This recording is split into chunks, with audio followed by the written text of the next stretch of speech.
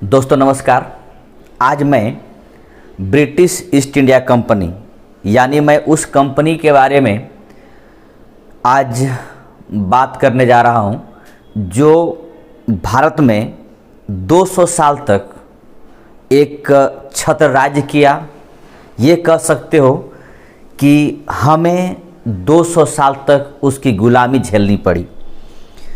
बहुत सारे बुक में या इतिहासकारों ने इस बात का जिक्र किया है कि हम लोग 90 साल ही गुलामी की जंजीर में बंधे रहे, खासकर ब्रिटिश ईस्ट इंडिया कंपनी के या अंग्रेज़ों के।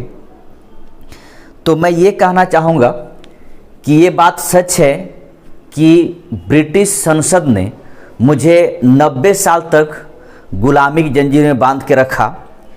लेकिन अगर मैं ईस्ट इंडिया कंपनी की बात करूं और ब्रिटिश संसद की बात करूं तो दोनों मिलाकर कहा जा सकता है 190 साल। जैसे कैसे, मैं थोड़ा सा आपको उदाहरण स्वरूप पेश करता हूं। आपको याद होगा प्लासी का युद्ध, ठीक है। प्लासी का युद्ध 1757 यानी ब्रिटिश ईस्ट इंडिया कंपनी का विजय, ठीक है। यहाँ से लेकर 1857 तक, ठीक है, यानी सिपाही विद्रोह, ठीक है, सिपाही विद्रोह। अगर यहाँ तक देखा जाए तो ये विशुद्ध ब्रिटिश ईस्ट इंडिया कंपनी की जीत है या शासन है, ठीक है। इसके बाद सिपाही विद्रोह के बाद ब्रिटिश ईस्ट इंडिया कंपनी से सत्ता छीनकर वो सत्ता महारानी अपने हाथ पे ले लेती है, यानी ब्रिटिश संसद अपने हाथ पे ले लेती है, ठीक है। तो आप कह सकते हो कि ब्रिटिश संसद की सत्ता यहाँ से लेकर 1947 तक, अगर इसको देखा जाए तो 100 वर्ष और ये देखा जाए तो 90 वर्ष। इस प्रकार यदि कहा जाए तो ब्रिटिश ईस्ट इंडिया कंपनी की सत्ता 100 साल और ब्रिटिश संसद की सत्ता 90 साल, दोनों मिलाकर कुल मिलाकर 190 साल तक गुलामी की जंजीर पर हम लोग बंधे रहे।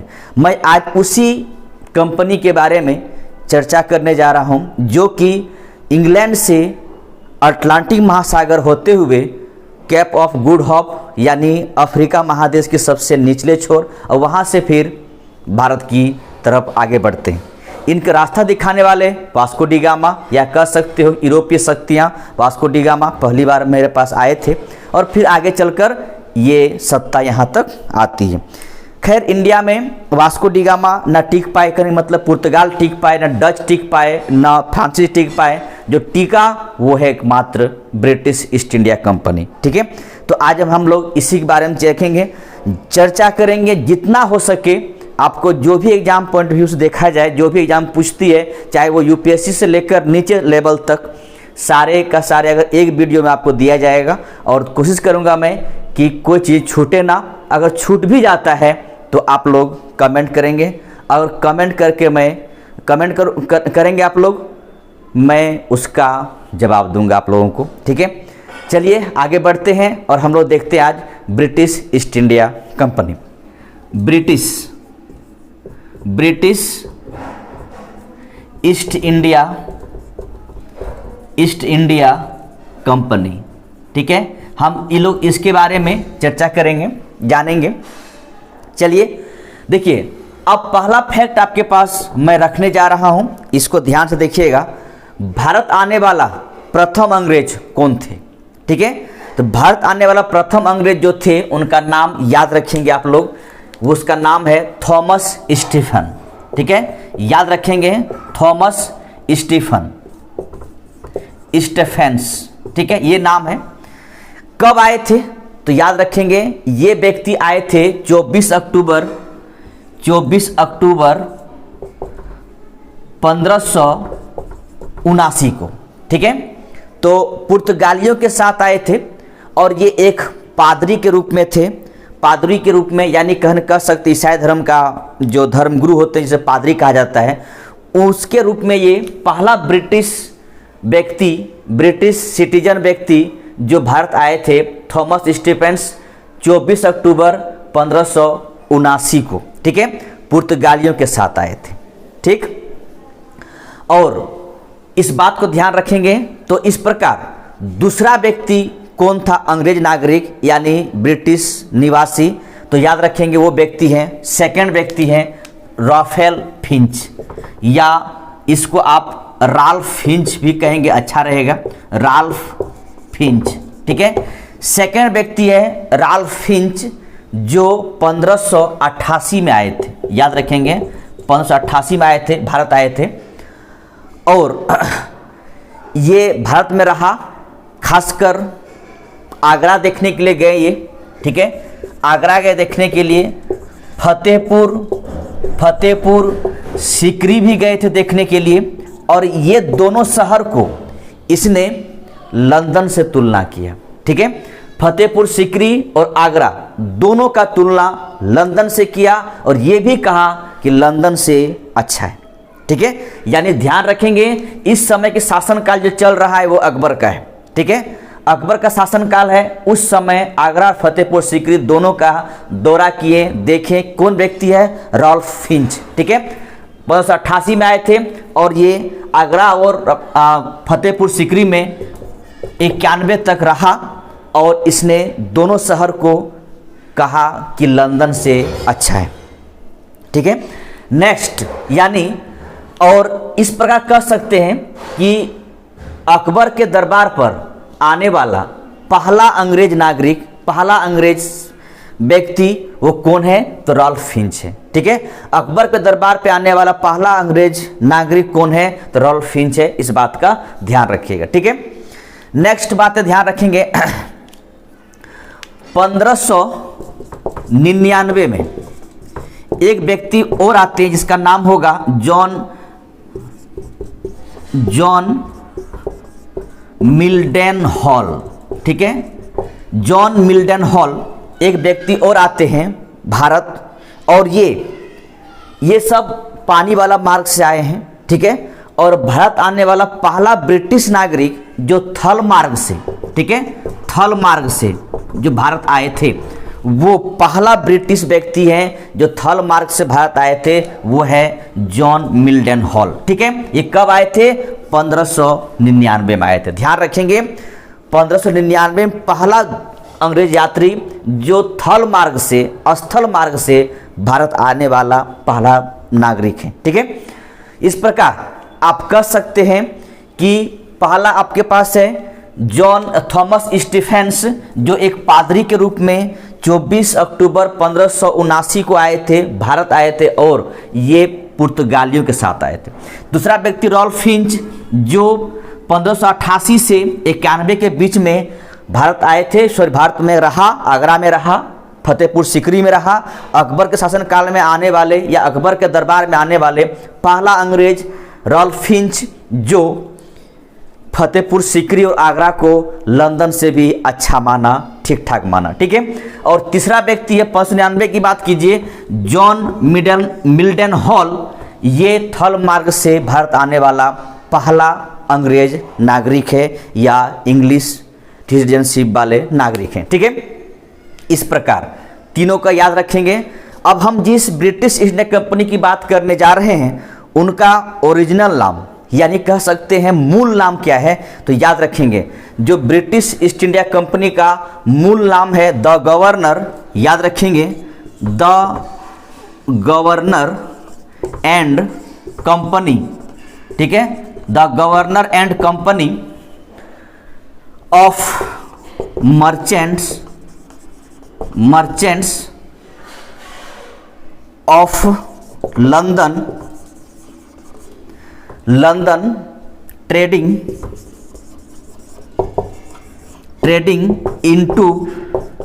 into the east Indies. ठीक है, तो याद रखेंगे the governor and company of merchant of London trading into east Indies. ठीक है, इस कंपनी का स्थापना कब हुई थी, तो याद रखेंगे 31 दिसंबर 1600 ईस्वी को हुई थी। ठीक है, ध्यान रखेंगे कि जिस ब्रिटिश ईस्ट इंडिया कंपनी को हम लोग सिंपल रूप से ईस्ट इंडिया कंपनी कहते हैं, उसके अलावा कुछ कहते नहीं हैं। ठीक है, उसका अगर ठीक ठाक से बोला जाए तो ब्रिटिश ईस्ट इंडिया कंपनी नाम होगा उसका। और उसी का ओरिजिन या ओरिजिनल नाम देखा जाए तो ये होगा the governor and company of merchants of London trading into the east Indies, जिसकी स्थापना 31 दिसंबर 1600 ईस्वी को किया गया था। ठीक है, याद रखेंगे, इसकी स्थापना 31 दिसंबर 1600 को किया गया था। इस समय ब्रिटेन की रानी कौन थी? तो याद रखेंगे एलिजाबेथ। ठीक है, ब्रिटेन की रानी कौन थी? याद रखेंगे एलिजाबेथ प्रथम।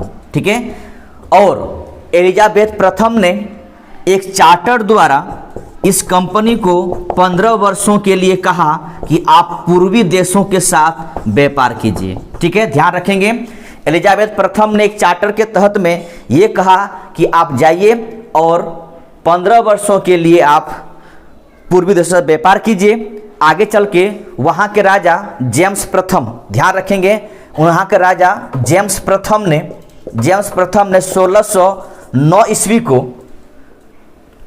कहा कि आपकी कंपनी को पूर्वी देशों के साथ में और निश्चित काल के लिए सीमा बढ़ाते हैं, जब तक चाहे आप व्यापार कीजिए पूर्वी देशों के साथ में। ध्यान रखेंगे, इस कंपनी को एलिजाबेथ प्रथम महारानी ने 15 वर्षों के लिए दिया पूर्वी देशों के साथ व्यापार करने के लिए, लेकिन तत्काल उसके जस्ट बाद 9 वर्ष के बाद, आपका 9 वर्ष में 1609 ईस्वी में जेम्स प्रथम ने कहा कि आप जाइए और अनिश्चित काल के लिए व्यापार कीजिए। ठीक है, जब इस कंपनी की स्थापना हुई थी उस समय इसमें, याद रखेंगे, 217 भागीदार थे। कितना थे? 217 भागीदार थे। ठीक है, भागीदार थे, ध्यान रखेंगे। ठीक है, गवर्नर जो ईस्ट इंडिया के थे वो था टॉमस स्मिथ। ठीक है, स्मिथ, टॉमस स्मिथ, याद रखेंगे नाम। ठीक, और एक बात और ध्यान रखेंगे, जब ईस्ट इंडिया कंपनी हमारे यहाँ आए थे तो उनका मूल उद्देश्य व्यापार था, न कि भूभाग था। आगे चलकर ये अलग बात है कि व्यापार की स्थिति में भूभाग की स्थिति में आने का वजह है जो आगे चल बताएंगे आप लोगों को, लेकिन मेनली इसका उद्देश्य था कि मुझे व्यापार करना है। ठीक है, इस वजह से, इस व्यापार करने की वजह से आप कैप्टन विलियम हॉकिंस, याद रखेंगे, कैप्टन विलियम हॉकिंस, ये आए यहां पर, भारत आए इस बात को लेकर कि इसको कुछ रियायत मिला जाए। ठीक है, यानी व्यापार करने के लिए। और ये पहला व्यक्ति थे जो सरकारी हैसियत से, यानी सरकार की तरफ से आए थे। ठीक है, हैसियत से आए थे। और ये आए कब थे, इस भी ध्यान रखेंगे, विलियम हॉकिंस, तो याद रखेंगे ये आए थे 24 अगस्त 1608 को। जिस जहाज से ये भारत आए थे उस जहाज का नाम है हेक्टर। ठीक है, जिस जहाज से भारत आए थे, यानी पानी वाले जहाज का मैं कह रहा हूं, जिस शिप से ये भारत आए थे उस शिप का नाम है हेक्टर। ठीक है, तो ध्यान रखेंगे, पहला व्यक्ति विलियम हॉकिंस जो सरकार की हैसियत से यहाँ पर आते हैं, और ये आते हैं कब? 24 अगस्त 1608 ईस्वी को। और जिस पानी वाली जहाज से ये आते हैं या शिप से आते हैं उस शिप का नाम है हेक्टर। ठीक है, ये एक ऐसा आप कह सकते हैं कि ये व्यक्ति जेम्स प्रथम का, ठीक है, जेम्स प्रथम यानी वहाँ का राजा, ब्रिटेन का राजा, उसके ये दूत बन के हमारे यहाँ आते हैं। ठीक है, दूत बन के हमारे यहाँ आते हैं और इसका जो शिप है वो सूरत पहुँचता है, और सूरत से ये मुगल सम्राट जहांगीर से, यानी ये व्यक्ति पहले सूरत आते हैं और सूरत से ये व्यक्ति आगरा पहुंचते हैं जहांगीर से मिलने के लिए। क्योंकि आप देखिए टाइमिंग पीरियड 608 है, तो इसका मतलब इस समय भारत का मुगल बादशाह जहांगीर का शासन चल रहा था। ठीक है, ये जहांगीर से मिलने के लिए आगरा पहुंचते हैं और आगरा पहुंचने के बाद ये जहांगीर से मिलते हैं। और ये जो हॉकिंस है ये फारसी और तुर्की, ठीक है, कहा जाता है फारसी प्लस तुर्की, इन दोनों भाषा का अच्छा जानकार था। कहा जाता है कि ये जहांगीर से तुर्की भाषा में वार्तालाप किए थे, ठीक है, उस भाषा में वार्तालाप किए थे।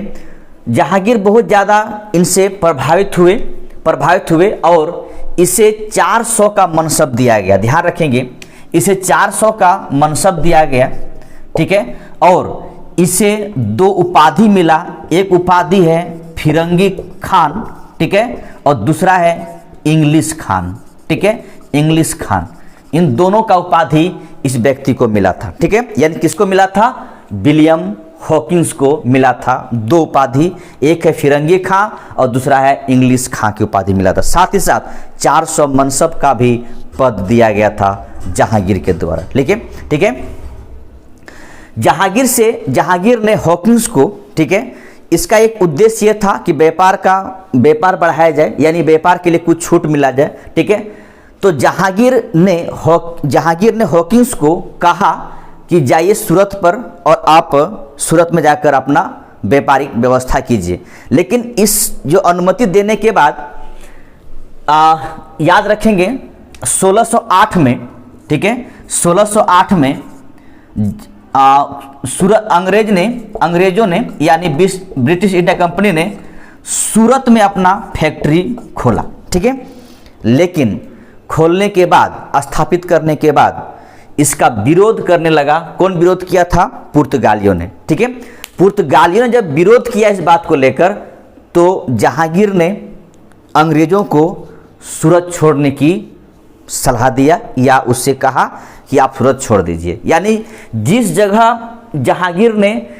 जगह को अनुमति दिया था कि आप जाइए सूरत में 1608 में अपना कोठी खोलिए, फैक्ट्री खोलिए, ठीक है, लेकिन फैक्ट्री खोलने के बाद पुर्तगालियों ने इसका कड़ा विरोध किया जहांगीर के पास, ठीक है, और उससे अनुमति रद्द करने की सिफारिश किया गया।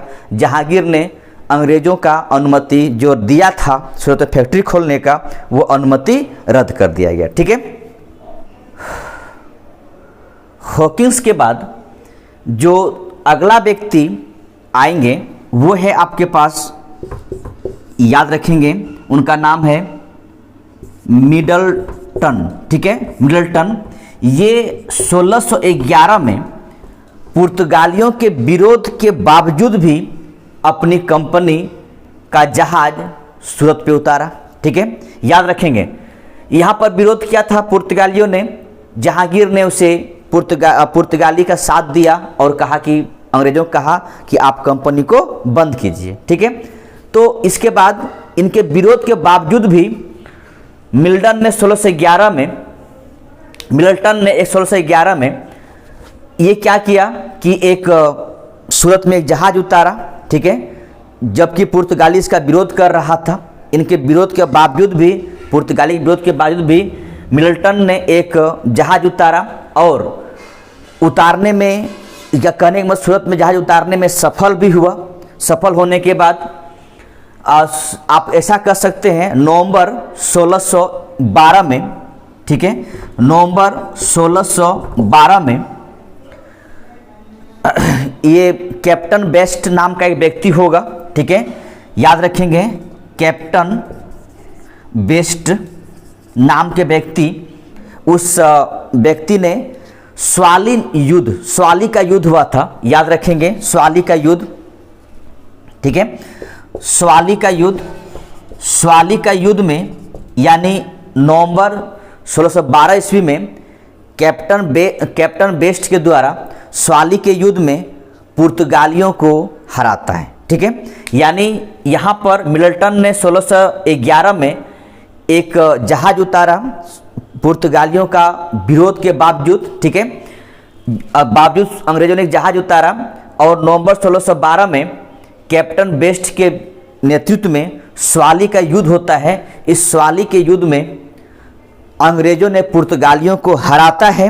हराने के बाद सूरत बंदरगाह पर कैप्टन बेस्ट अपना कब्जा करता है और इस प्रकार ये देखा जाता है पुर्तगालियों का जो एक वर्चस्व था उसको यहीं पर द इंड किया जाता है। कहने का मतलब ये हुआ कि पुर्तगाली जो अभी तक ये सोच रहा था कि मैं भारत पे अजय हूँ, वो अजय वाली व्यवस्था को यहाँ पर अंग्रेजों द्वारा उसको बंद करता है। आप ऐसा कह सकते हैं कि सूरत बंदरगाह पर जो पुर्तगालियों से जीता गया सूरत बंदरगाह को, इससे ये साबित हुआ कि अब यहाँ पर सिर्फ पुर्तगाली नहीं बल्कि अंग्रेज भी सत्ता स्थापित करेंगे या अपने व्यापार करेंगे। अभी तक पुर्तगाली अपने आप को बहुत ज़्यादा कह सकते हैं यहाँ पर अपने आप को ताकतवर समझ रहा था। उस ताकतवर व्यवस्था को ध्वस्त करने में अंग्रेज सफल हुआ और पुर्तगालियों को कहा कि मैं भी अब व्यापार करूंगा।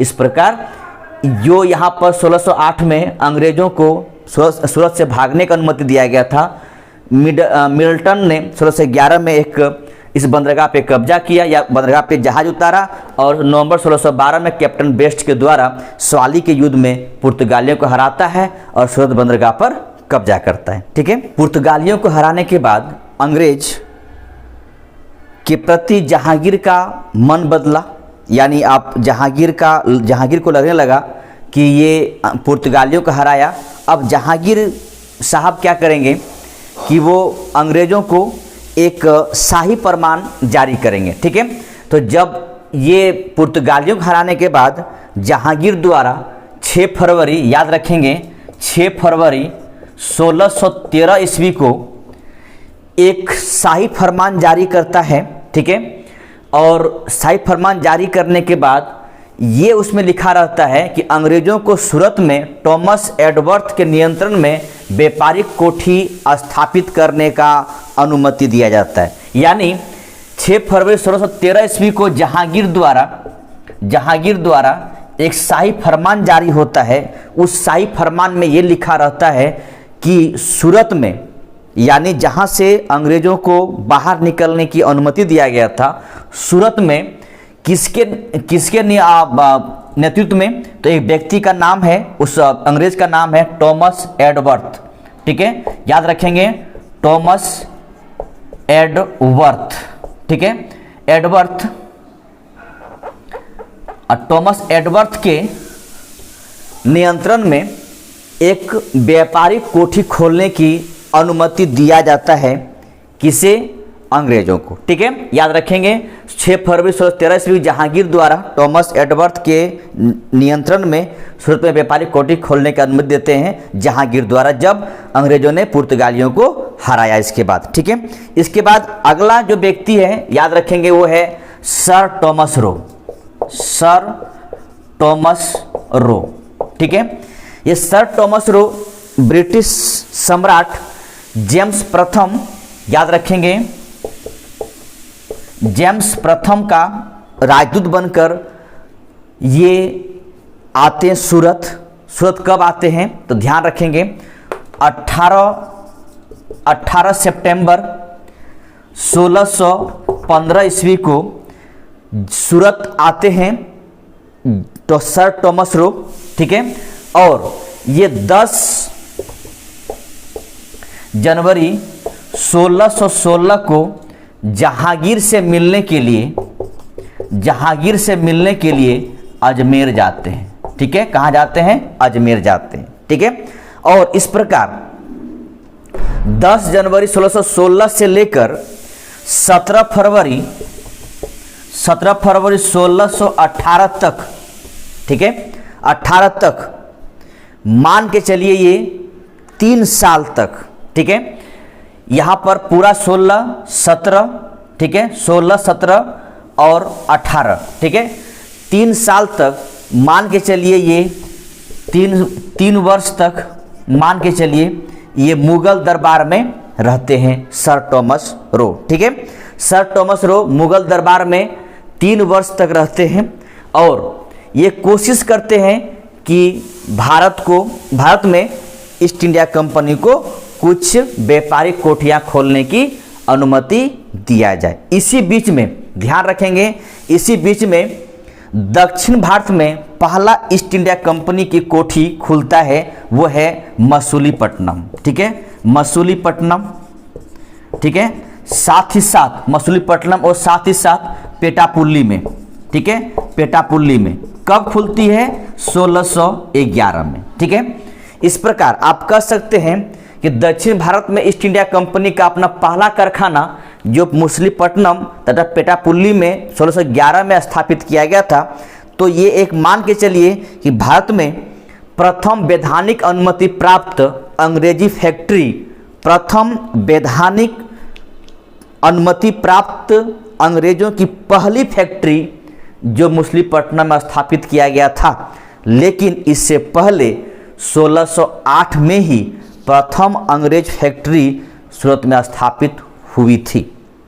ठीक है, दो बात ध्यान रखेंगे कि 1611 में जो मछलीपट्टनम में अंग्रेजों ने अपना पहली फैक्ट्री खोला था, वो था अंग्रेजों का वैधानिक फैक्ट्री, जो कि सत्ता ने, खासकर मुगल सत्ता ने उसे खोलने की अनुमति दिया गया था। लेकिन 1608 में पहला फैक्ट्री खोला गया था। वो भी कह सकते हैं कि आप मुगल सम्राट ने खोलने अनुमति दिया था, लेकिन आगे चलकर वो फैक्ट्री को बंद करना पड़ा, क्योंकि पुर्तगालियों का विरोध करने के लिए। ठीक है, विरोध कर दिए थे, इसलिए उसको बंद करना पड़ा। ठीक है, तो आप इस प्रकार कह सकते हैं प्रथम वैधानिक कंपनी जो ईस्ट इंडिया कंपनी का है वो मछलीपट्टनम में है, ध्यान रखेंगे। ठीक है, कहाँ पर है? मछलीपट्टनम में है, इस बात का ध्यान रखिएगा। ठीक है दोस्तों, 1632 ईस्वी में 1632 में गोलकुंडा के सुल्तान अब्दुल्ला कुतुब शाह, याद रखेंगे 1632 ईस्वी में गोलकुंडा का सुल्तान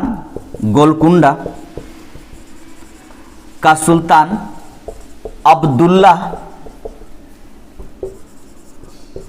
कुतुब शाह ने 500 पेगोडा, यानी वहां पर जो गोलकुंडा में रुपया चलता था उसको पेगोडा कहा जाता था, तो 500 पेगोडा, ठीक है, 500 पेगोडा वार्षिक किराए पर या वार्षिक रुपया के बदले अंग्रेजों का एक सुनहरा अवसर दिया, इस बात को लेकर कि कहा गया गोलकुंडा का जितना भी बंदरगाह है, ठीक है, जितना भी बंदरगाह है, सारे बंदरगाहों पर अंग्रेज अपना एकाधिकार हासिल कर लिया। ठीक है, तो याद रखेंगे कि 1632 ईस्वी में गोलकुंडा के शासक अब्दुल्ला कुतुब शाह के द्वारा अंग्रेजों को 500 रुपया देने, 500 पेगोडा देने के बाद कहा कि 500 पेगोडा वार्षिक, ठीक है, देने के बाद कहा कि गोलकुंडा का जितना भी बंदरगाह है सारे बंदरगाहों पर आप अधिकार हुआ, आप जो करना है कीजिए। ठीक है, ध्यान रखेंगे। ठीक है, अब यहाँ पर एक बात और ध्यान रखेंगे कि ये तो आपका दक्षिण भारत की बात किया जा रहा है। ठीक है, अगर पूर्वी तट की बात किया जाए, ठीक है, पूर्वी तट की बात किया जाए कि पहला फैक्ट्री जो अंग्रेजों ने स्थापना किया था वो कहाँ स्थापना किया था। ठीक है, तो ध्यान रखेंगे पूर्वी तट पर 1632 ईस्वी में, ठीक है, 33 ईस्वी में कहाँ स्थापना किया था, तो याद रखेंगे बालासोर और हरिपुरा में।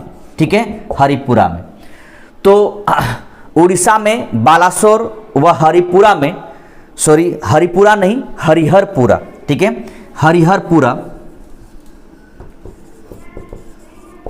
हरिहरपुरा में स्थापना किया था 1633 ईस्वी में। ठीक है, पूर्वी तट उड़ीसा के बालासोर और हरिहरपुरा में पूर्वी तटों में अपना पहला फैक्ट्री स्थापित किया था। और इससे हम आगे चल पढ़ते हैं तो 1639 में, दोस्तों ध्यान रखेंगे ये ईस्वी 1639 में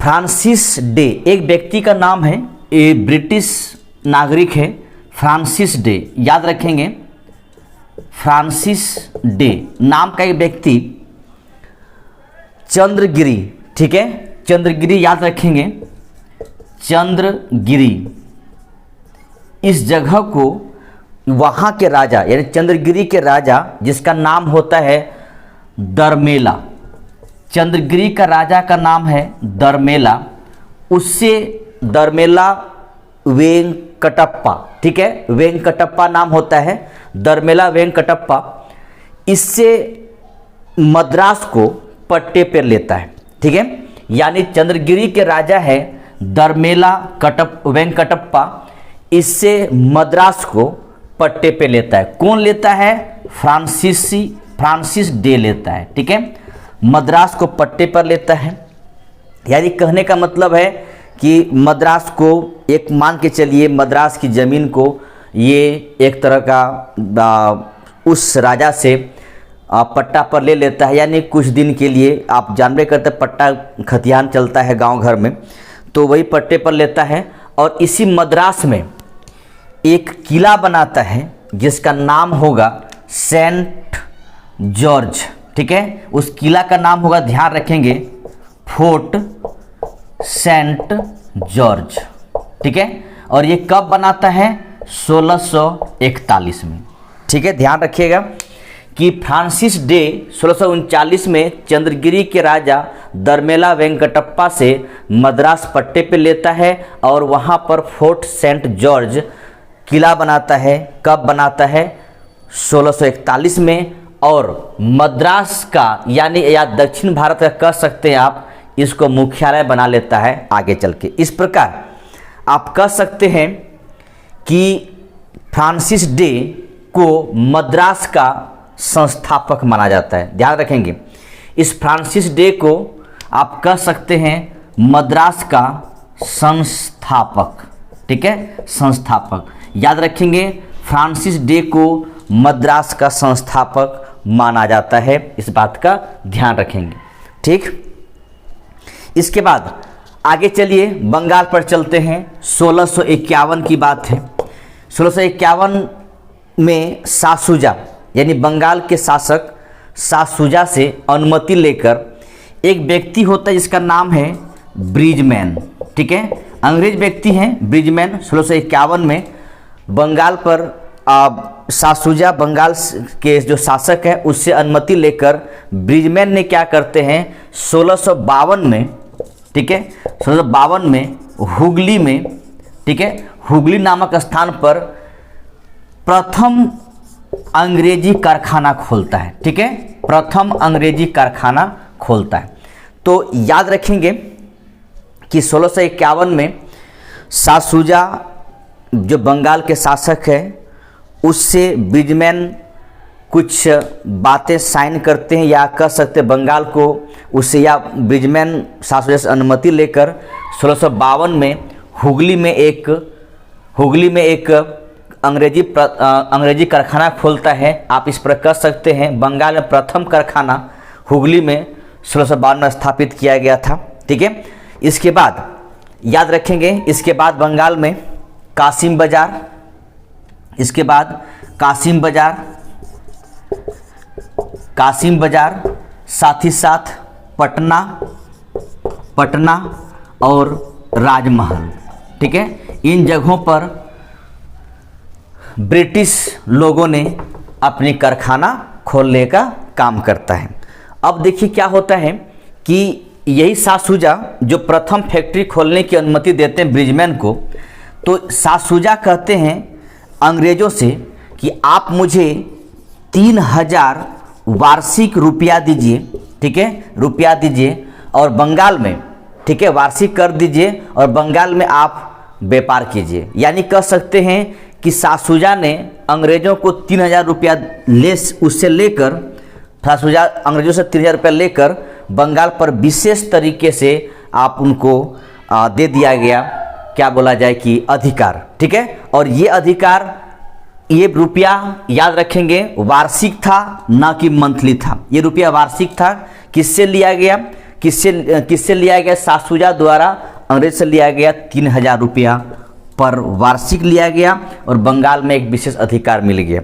आगे चलकर 1658 में, ध्यान रखेंगे, 1658 में ईस्वी में क्या किया गया कि बंगाल, बिहार, उड़ीसा और कोरोमंडल, याद रखेंगे, बंगाल, बिहार, उड़ीसा और कोरोमंडल, ठीक है, कोरोमंडल क्षेत्र का जितने भी अंग्रेजी कोठियाँ थी, फैक्ट्रियाँ था, सबको फोर्ट सेंट जॉर्ज, याद रखेंगे, फोर्ट सेंट जॉर्ज के अधीन कर दिया गया।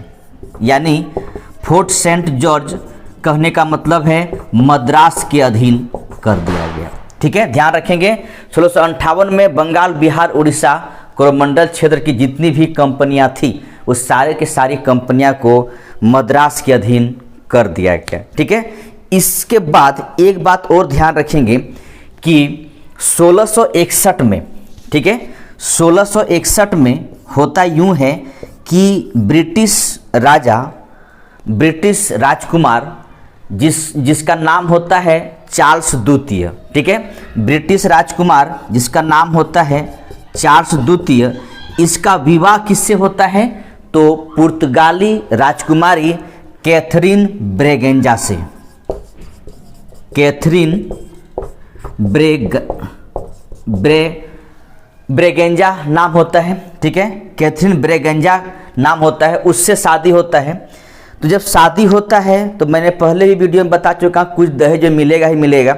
तो दहेज में उसको क्या मिला? चार्ल्स द्वितीय को बम्बई मिला। ठीक है, तो उस बम्बई को क्या करते हो चार्ल्स द्वितीय? तो बम्बई को दान स्वरूप या कह सकते हैं वार्षिक कर के रूप में 10 पौंड, ठीक है, 10 पौंड वार्षिक कर के रूप में दे दिया गया। किसको? ईस्ट इंडिया कंपनी को। ठीक है दोस्तों, इस बात का ध्यान रखेंगे कि 1661 में ब्रिटिश सम्राट चार्ल्स द्वितीय का विवाह पुर्तगाली राजकुमारी कैथरीन ब्रेगेंजा से होता है। दहेज स्वरूप उसे मिल जाता है बम्बई, क्योंकि मैं पहले बता चुका हूं कि अगर किसी का शादी हो दहेज में कुछ न कुछ मिलता ही है। ठीक है, तो अगर चार्ल्स द्वितीय को दहेज स्वरूप बम्बई मिला तो क्या ब्रिटेन से आके बम्बई पर राज करते? नहीं करते। तो उसने क्या किया? ईस्ट इंडिया कंपनी को 1668 ईस्वी में, ठीक है, 1668 ईस्वी में 10 वार्षिक पौंड से, यानी 10 पौंड वार्षिक किराए पर बम्बई दे देते हैं ईस्ट इंडिया कंपनी को। इस बात का ध्यान रखिएगा। ठीक है दोस्तों, जब ब्रिटिश ईस्ट इंडिया कंपनी को बम्बई दहेज पे प्राप्त हुई, चार्ल्स द्वितीय से प्राप्त हुआ, तो बम्बई का प्रथम गवर्नर, ठीक है, अगर आपको पूछा जाए कि बम्बई का प्रथम गवर्नर कौन थे, तो याद रखेंगे वो गवर्नर का नाम है जॉर्ज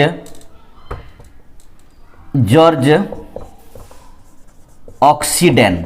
ठीक है, बम्बई का प्रथम गवर्नर के रूप में याद रखेंगे जॉर्ज ऑक्सीडेन, लेकिन इसका नाम अधिक याद लोगों को नहीं होता है। सेकंड गवर्नर के तौर पे थे जिसका नाम है गेराल्ड ओंगियार। ठीक है, याद रखें गेराल्ड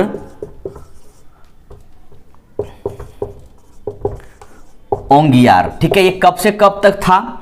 तो 1669 से लेकर 1677 तक। ठीक है, तो इस प्रकार आप ध्यान रखेंगे कि गेराल्ड ओंगियार बम्बई का दूसरा गवर्नर है और पहला गवर्नर पूछे तो जॉर्ज ऑक्सीडेन ये आपका पहला गवर्नर है बम्बई का। ठीक है, अगर याद रखेंगे बम्बई मिला कैसे ईस्ट इंडिया कंपनी को? चार्ल्स द्वितीय को मिला था, उसे 10 पौंड में वार्षिक किराए पर दे दिया गया। ठीक है, और ये गेराल्ड ओंगियार के बारे में कहा जाता है इसी ने बम्बई में गोदी का निर्माण किया। कहने का मतलब है कि बंदरगाह बनाया, टकसाल बनाया, यानी जहाँ पे रुपया छपता है, टकसाल के स्थापित किया एवं बम्बई को किलेबंदी किया। इस प्रकार आप कह सकते हैं कि गेराल्ड ओंगियार बम्बई का संस्थापक है। ठीक है, याद रखेंगे गेराल्ड ओंगियार बम्बई का संस्थापक थे, इस बात का ध्यान रखिएगा। ठीक है, अब आगे हम चलते हैं और याद रखेंगे बंगाल का प्रथम गवर्नर। ठीक है, बंगाल का प्रथम गवर्नर कौन है जी? बंगाल का प्रथम गवर्नर, तो बहुतों को बहुत कुछ बातें याद होगी, लेकिन याद रखेंगे प्रथम गवर्नर है विलियम हेजेज। ठीक है, विलियम हेजेज बंगाल का प्रथम गवर्नर था। ठीक है, विलियम हेजेज बंगाल का प्रथम गवर्नर था, इस बात का ध्यान रखिएगा। ठीक है, कंपनी का एक एजेंट बन के औरंगजेब के पास आते हैं जिसका नाम होता है जॉब चारनॉक। ठीक है, क्योंकि फिर से उनको सत्ता स्थापित करना है, तो जॉब चारनॉक करके एक व्यक्ति आते हैं और ये व्यक्ति 1651 में, ध्यान रखेंगे, 51 में सूतानाती में अपनी फैक्ट्री स्थापित करने में कामयाब हो जाता है। आगे चलकर बंगाल के जमींदार जिसका नाम होता है शोभा सिंह, ठीक है, बंगाल के जमींदार का नाम होता है शोभा सिंह से जॉब चार्नोक ने, या आप ऐसा कह सकते हैं अंग्रेजों ने सूतानाती का किलाबंदी करने की अनुमति मांगता है और उसे अनुमति प्राप्त पड़ जाती है, क्योंकि शोभा सिंह से इस बात का भी अंग्रेज को डर था कि कहीं ऐसा ना हो हमारे किले पर या हमारे जगह पर वो आक्रमण कर दे बाद में, ठीक है, इसलिए वो किलाबंदी करना चाहता है और किलाबंदी कर भी लेता है शोभा सिंह के डर से, ठीक है। आगे चल के 1698-99 ईस्वी में यानी 1700 के आसपास में क्या होता है कि बंगाल का सूबेदार होता है अजीम उस शान, ठीक है, याद रखेंगे, बंगाल का सूबेदार होता है 1698-99 में बंगाल का सूबेदार होता है अजीम उस शान, ठीक है। इससे आप कह सकते हैं अनुमति लेने के बाद कंपनी को 1200 रुपया, ठीक है, यानी कंपनी को 1200 रुपया देने पर, यानी कंपनी उसे 1200 रुपया अगर अजीम उस शान को देते हैं तो सूतानाती, गोविंदपुर और कालीकाता की जमींदारी प्राप्त हो जाएगी, ठीक है। यानी अजीम उस शान को कंपनी अगर 1200 रुपया देते हैं तो सूतानाती, ठीक है, सूतानाती, गोविंदपुर और कालीकाता, ठीक है, इसका जमींदारी प्राप्त हो जाएगी किसे, अंग्रेजों को। कितना रुपया देने के बाद, 1200 रुपया, ठीक है, 1200 रुपया मात्र दिया जाए तो फिर उसे प्राप्त हो जाएगी, ठीक है। और यही तीनों गांव मिलाकर, यानी सूतानाती, गोविंदपुर और कालीकाता, ये तीनों गांव मिलाकर आज के आधुनिक कलकत्ता का नींव रखा गया था। दोस्तों ध्यान रखेंगे, गोविंदपुर, सूतानाती और कालीकाता, इन तीनों गांव को मिलाकर आज के आधुनिक कलकत्ता का नींव रखी गई थी जॉब चार्नोक द्वारा। कब रखा गया था, ध्यान रखेंगे, 1699 में, ठीक है, 99 में जॉब चार्नोक द्वारा इन तीनों गांव को, सूतानाती, गोविंदपुर और कालीकाता मिलाकर आधुनिक कलकत्ता का नींव डाली। इस प्रकार आप कह सकते हैं कलकत्ता का संस्थापक जॉब चार्नोक, और यही कलकत्ता में एक किला बनवाया था, या एक किला बनवाया था, उस किला का नाम था, याद रखेंगे, फोर्ट विलियम, ठीक है, ध्यान रखेंगे, इस किला का नाम था फोर्ट विलियम, ठीक है, याद रखेंगे इतनी सी बातें।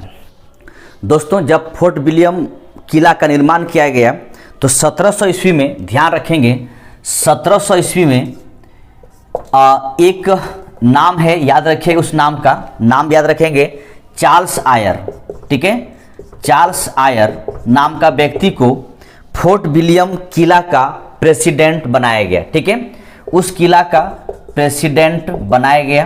किसको, चार्ल्स आयर को प्रेसिडेंट बनाया गया।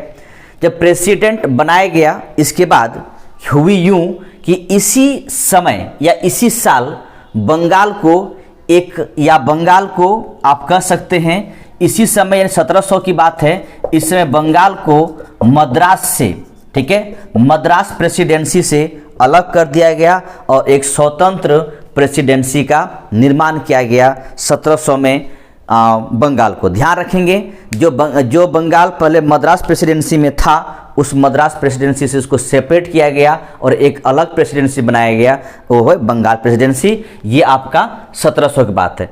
इसी बीच में होता क्या है, 1664 ईस्वी में ब्रिटेन की बहुत सारे नागरिकों ने भी भारत से व्यापार करने के लिए ब्रिटेन का रानी से या ब्रिटेन राजा से अनुमति मांगा। तो अनुमति मांगने के बाद उस अनुमति पर सहमति जताते हैं और एक अन्य कंपनी का निर्माण होता है ब्रिटेन में, जिसका नाम होगा English trading company into east. याद रखेंगे, एक अलग कंपनी निर्माण होती है, इंग्लिश ट्रेडिंग इनटू ईस्ट, ठीक है, एक नई कंपनी स्थापना होती है। अब ये कंपनी क्या होता है, इंग्लिश ट्रेडिंग कंपनी होगा, याद रखेंगे कंपनी इनटू ईस्ट करके। अब याद रखेंगे पहले एक कंपनी थी जिसका जो अभी मैं चर्चा कर रहा हूँ ब्रिटिश ईस्ट इंडिया कंपनी का, इसका एक नाम था, नाम आपको पता है क्या नाम है? The governor and company of merchant of London trading into the east Indies. और ये कंपनी यानी English trading company into east दोनों मिलाकर एक नई कंपनी स्थापना होती है, United company of merchants of London trading into the east Indies. ठीक है, यानी वहीं पर द गवर्नर को अगर हटा दिया जाए तो बस वहां पर सिर्फ लग जाते हैं United company of merchant of London trading into the east Indies. ठीक है, और ये दोनों कंपनी का जो समझौता होता है इसको कहा जाता है गोडोल्फिन समझौता। ठीक है, गोडोल्फिन समझौता कहा जाता है। यानी अब द गवर्नर एंड कंपनी नहीं कहला जाएगा, अब इस ब्रिटिश इंडिया कंपनी का नाम चेंज होकर हो जाता है United company of merchant of London trading into the east Indies. ठीक है, ध्यान रखेंगे। अब ये सारी बातें 1700 के आसपास था। इसके बाद औरंगजेब की मृत्यु हो जाए 1707 ईस्वी में।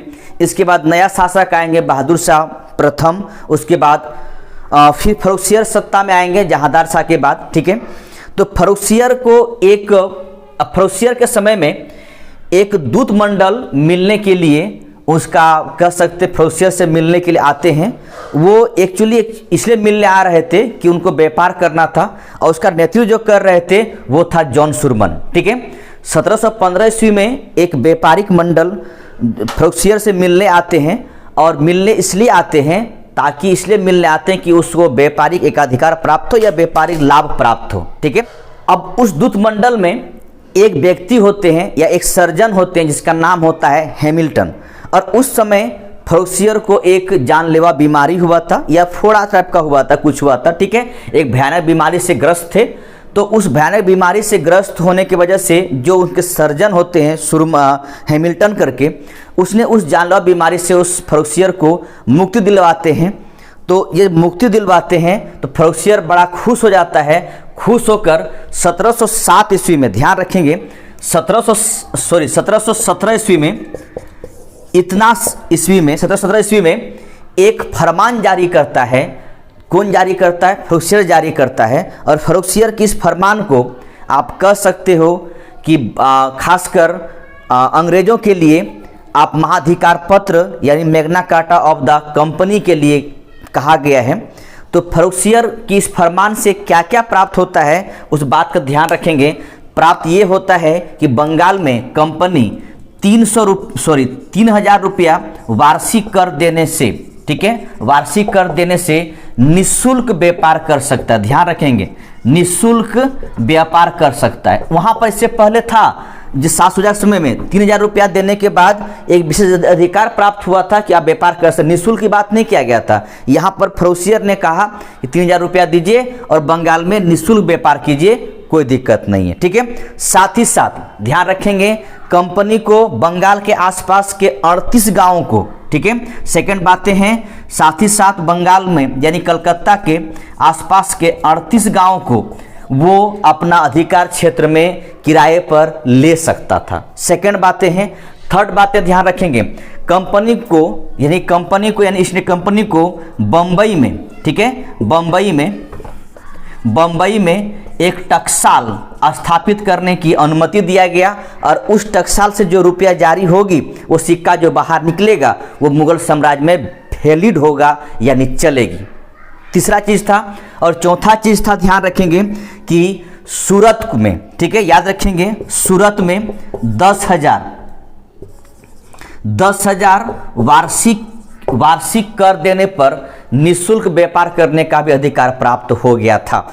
तो याद रखेंगे यहाँ पर फर्रुखसियर द्वारा 4 फरमान जारी किया गया था जिसे मैग्ना कार्टा ऑफ कंपनी कहा जाता है। ध्यान रखें, कंपनी के लिए महाधिकार पत्र कहा जाता है। ये 4 महाधिकार क्या था पहली बात समझेंगे। पहली बात ये था कि बंगाल में आप 3,000 रुपया वार्षिक कर दीजिए और निःशुल्क व्यापार कीजिए। दूसरा चीज़ था कि कलकत्ता के आसपास 38 गांव को आप किराए पर लेकर भी अपना व्यापार कर सकते हैं। तीसरी बातें थी कि आप बम्बई में टकसाल लगाइए, उन टकसाल से जो रुपया निकलेगा बाहर वो मुगल साम्राज्य में भी मान्यता प्राप्त हो गई। ठीक है। और चौथी बात था कि 10,000 रुपया दीजिए, सूरत पर भी आप निःशुल्क व्यापार कर सकते हैं।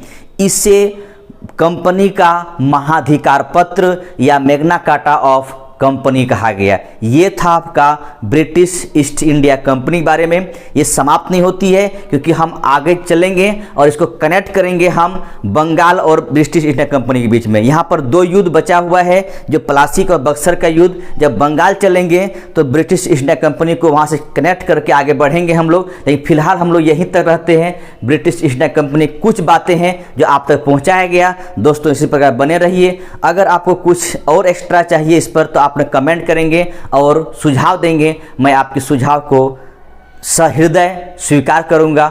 थैंक यू, धन्यवाद, जय हिंद।